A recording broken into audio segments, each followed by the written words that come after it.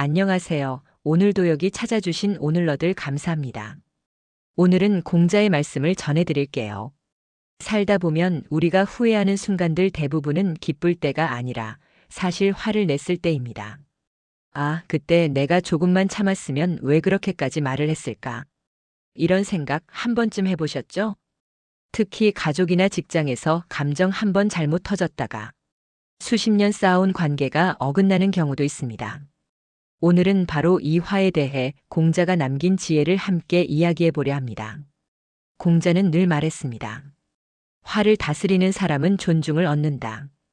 그렇다면 왜 감정 하나를 잘 다스리는 것만으로도 사람들은 우리를 다르게 대할까요? 일공자가 화에 대해 남긴 가르침. 공자는 제자들에게 감정을 다스리는 법을 굉장히 강조했습니다. 그중 대표적인 말이 있습니다. 성내지 말고 남을 탓하지 마라. 이 말의 핵심은 화라는 건 밖에서 오는 것 같아도 사실 내 안에서 일어나는 것이라는 거죠. 공자는 분노를 이렇게 봤습니다. 화를 내는 순간 판단이 흐려지고 사람의 본성이 가려진다. 즉, 한 번의 분노가 우리가 쌓아온 인격을 순식간에 무너뜨릴 수 있다는 뜻입니다. 옛날에도 마찬가지였지만 지금도 사람 사이에서 감정 조절은 가장 중요한 신뢰 요소입니다. 목소리를 낮추고 상황을 딱 잡아주는 사람에게 사람들은 자연스럽게 안정감을 느낍니다. 반대로 감정이 쉽게 흔들리고 화가 잦은 사람에게는 아무리 능력이 있어도 거리감을 느끼게 되죠. 이 우리가 화낼 때 흔히 하는 실수. 사실 화가 나는 순간엔 깊은 이유가 있는 게 아닙니다. 대부분 순간적으로 감정이 치밀어 올랐을 때 말이 먼저 튀어나오죠. 예를 들면 이런 경우들이 있습니다. 집에서 아무 말 없이 휴대폰만 보는 자녀에게 짜증 섞인 말이 툭 나오거나 배우자의 작은 말투에 괜히 감정이 상해서 불필요한 말이 튀어나오거나 직장에서 누군가의 실수에 과하게 화를 내게 되는 경우도 있고요. 문제는 뭐냐면 우리는 화를 낸 뒤에 꼭 후회한다는 것. 그 얘기는 안 했어도 됐는데 내가 너무 과하게 반응했나. 하지만 이미 말은 상대의 마음에 남아버렸습니다.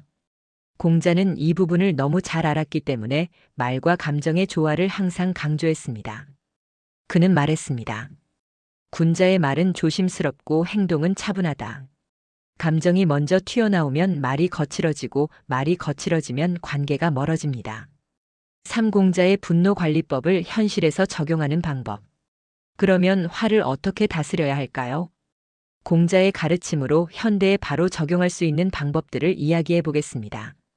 1. 호흡 걸러서 말하기. 화가 올라올 때 그 자리에서 바로 말하면 10번 중 9번은 후회합니다. 공자는 말을 한 템포 늦추는 것을 매우 중요하게 봤습니다. 실제로 심리학에서도 딱 한 번 깊게 숨을 들이쉬면 감정의 파도가 훨씬 잔잔해진다고 해요. 이 말이 관계에 도움이 될까? 질문하기. 공자는 말에도 목적이 있어야 한다고 했습니다. 특히 분노 상황에서는 말의 목적이 이기기가 아니라 상대를 이해하고 관계를 지키는 것이어야 하죠. 내가 지금 하려는 말이 상대에게 상처만 남길 말이라면 잠깐 멈추는 것이 지혜입니다. 3. 물러나는 군자의 태도. 공자는 군자를 좁은 감정에 머물지 않는 사람이라고 정의했습니다. 즉, 상황을 넓게 보는 능력이죠. 잠깐 자리를 피해 걷는다든지 상대가 감정적인 상태라면 대화를 미루는 것도 군자가 보여주는 태도입니다. 4. 존중받는 사람들의 공통 습관. 주변을 잘 보시면요. 정말 위에서든 아래에서든 존경받는 사람들은 감정 조절이 굉장히 뛰어납니다.